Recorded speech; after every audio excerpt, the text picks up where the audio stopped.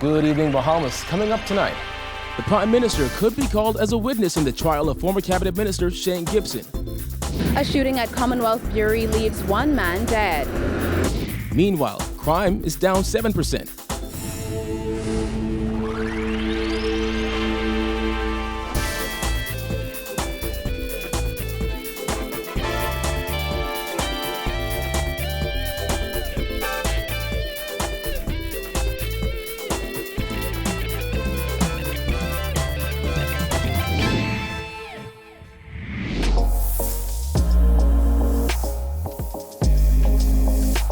Our News is brought to you by Alive. Welcome to Our News and thanks for joining us. I'm Kyle Joachim. Top news tonight. Prime Minister Dr. Hubert Minnis may be called to testify in the trial of former Cabinet Minister Shane Gibson. The latest development coming out of court today as Gibson's legal team revealed they want to call Dr. Minnis as a witness as they claim he has information valuable to their case. Jasmine Brown has more. Gibson appeared before his new trial judge, Justice Carolina Bathel, after Supreme Court Justice Indra Charles removed herself from the case, citing conflicts with her busy civil calendar. In court on Tuesday, Gibson's defense attorney Owen Wells told Justice Bathel that the defense wrote the prosecution on May 21st, requesting that Prime Minister Dr. Hubert Minnis be made available as a witness. Wells told the court that the defense believes Dr. Minnis has vital information relevant to their client's case. In response to Wells, Justice Bathel said if the defense wants a sitting Prime Minister to testify in a trial, they must have evidence that he has something to add to their case. Bathel also said if Minnis was to testify, she would have to know beforehand when the defense plans on calling him to the witness stand. In addition to the possibility of having the Prime Minister testify, Wells also revealed that the defense may be changing up its legal team. Wells told the court that they are reconsidering having British QC Edward Fitzgerald as lead defense attorney, and Gibson's legal team is having active discussions on the issue. As for the trial date, both the prosecution and defense ask that the September 23rd trial date set by Justice Charles be kept.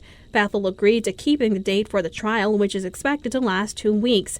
Prosecutors allege that Gibson solicited bribes from contractor Jonathan Ash in order to expedite payments related to the cleanup efforts following Hurricane Matthew. In September 2018, Gibson's legal team, that also includes Anthony McKinney QC, sought to have the voluntary bill of indictment quashed after filing a constitutional motion that alleged prosecutorial misconduct had rendered a fair trial impossible. Charles dismissed the motion back in March. Gibson is expected back in court on July 4th for case management. Terry Archer and Destiny McKinney appeared for the prosecution. Reporting for Our News, I'm Jasmine Brown. All right, thank you, Jasmine. A 37-year-old security guard was shot and killed this morning by armed robbers who accosted him and 2 other guards stationed at Commonwealth Brewery's John F. Kennedy Drive location. Jillian Gray has the story.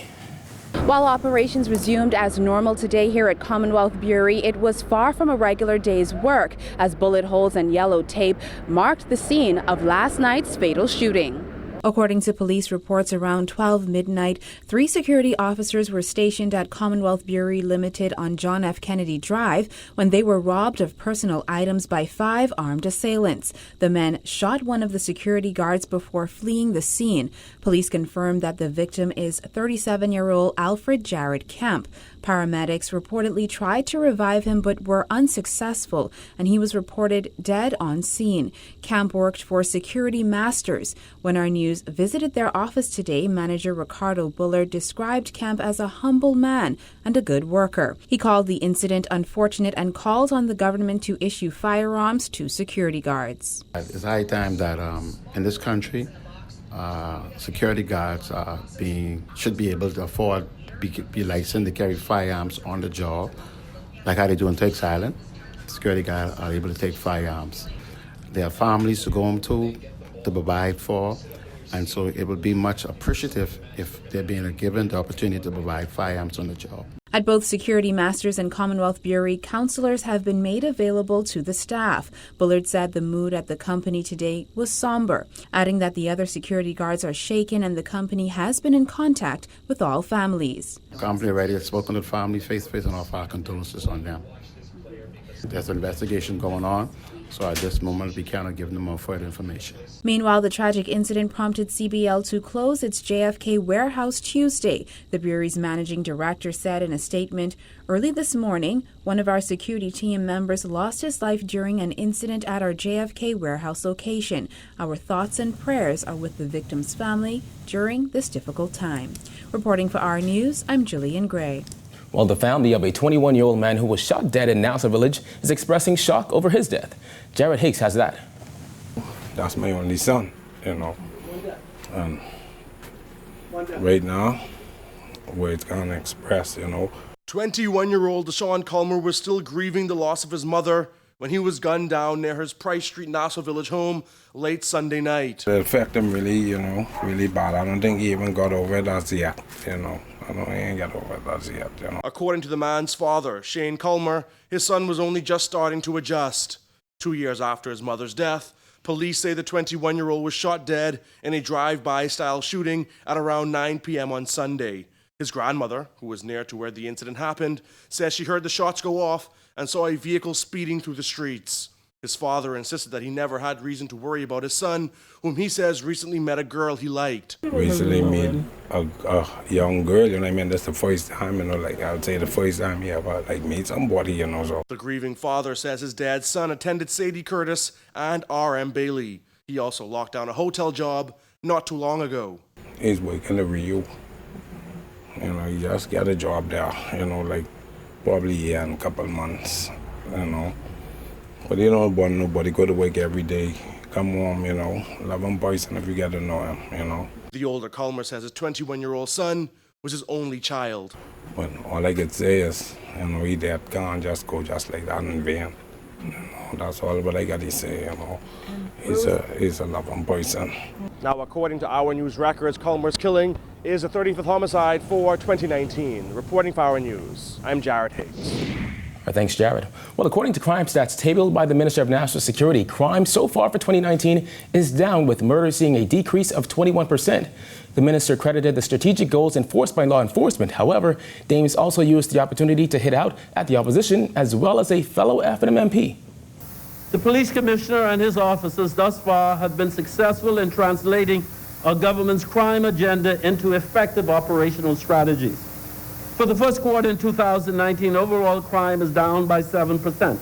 According to Dames, as of June 11, there were 37 murders recorded for 2019. That's a 21% decrease when compared to the 47 murders recorded during the same period in 2018. Dames said nearly half of the murder victims were known to police. The reality is that 17 of the current 37 murder victims were known to the police. 6 of the victims were on bail for various offenses, including murder, and 4 of them were being electronically monitored for murder. In other words, in most of these incidents, the victim is known to its attacker. As for the other categories of crime, crime against the person was down 16%, armed robbery down 20%, rape down 29%, unlawful sexual intercourse down 3%, and robbery down 9%. When it comes to crime against the property, it was down 5%. Housebreaking down 37%, shop breaking down 16%, and stolen vehicles down 27%. Dame said the decrease in crime is the result of new initiatives put in place. Mr. Speaker, this is the difference between a do-it government in the F&M and a woulda, coulda, shoulda government in the PLP. Dames also used the opportunity to take a swipe at fellow F&M MP Frederick McAlpine, who last week spoke of the morale on the Royal Bahamas Police Force. But I am here, Mr. Speaker, today to tell the member that the agencies I have come to know would like for him to know that they don't care for him to be their spokesman. They are just fine, Mr. Speaker. Their job performance is a clear indication of that. Mr. Speaker, I am often careful not to drink too much of my own Kool-Aid, Mr. Speaker. Strange things happen when one drinks too much of their own Kool-Aid. In all, Dame said the budget for the Ministry of National Security is just over $239 million. $40 million of that will be used for the construction of a new Ministry of National Security complex. Mr. Speaker, in 2014, a contractor was chosen to construct this building. 5 years later, we are still struggling to complete the structure. When we took office and after an initial assessment by a team of experts, it was discovered that the project was plagued with incomplete and shoddy workmanship. In 2018, a new contractor was hired to correct the work and develop the annex at the rear of the complex. These delays will end up costing the Bahamian taxpayers $40 million. The government is one step closer to creating a sex offenders registry. According to the National Security Minister, Cabinet has reviewed changes to the sexual offenders legislation, which will soon be released for public consultation. An electronic registry would also need to be established, and that has the ability to track and monitor convicted sex offenders, and has the ability to notify the public of their home addresses and information about their convictions. And we expect, too, that an RFP would be sent out sometime during the third quarter. The autopsies of Foreign Affairs diplomat Alway Ramsey and PhD student Blair John have been completed, and according to Italian media, the cause of death has been concluded as a drowning. Today makes a week since bodies of the two Bahamian men were pulled from a river in Italy. An initial forensic medical examination indicated that the young men's bodies would have been in the river for 2 to 3 days. The Bahamas' High Commissioner to the UK and Northern Ireland, Alison Greenslade, flew to Turin over the weekend and has since been working with authorities to determine what exactly happened to the young men. This morning, Colin and Christopher Wright were able to view the body of their nephew, Alway Ramsey, and they were able to make a positive identification. On the 5th of June 2019, Miss Brittany John was able to view the body of her brother, Blair John, and she was able to make a positive identification. Now, there have been conflicting reports as to what went down in the moments leading up to the deaths of Alway Ramsey and Blair John, including the location of their luggage after their bodies were found. Since his untimely passing, John was awarded his doctorate in psychology from St. Mary's University in Halifax, Canada. Greenslade, a former commissioner of police, says he has the utmost confidence in Italy's police. We enjoy extremely good relations with Italy, that is the Commonwealth of Bahamas and Italy. And I am, again, very satisfied that things are going in a very definitive direction. And based on the work that is being done by law enforcement, I believe as the days progress, we are going to be able to come back to the public and certainly say much more. Still to come on our news, upgrades underway in the dialysis unit of PMH. Plus, what caused the closure of the Flamingo Gardens Clinic. Stay tuned.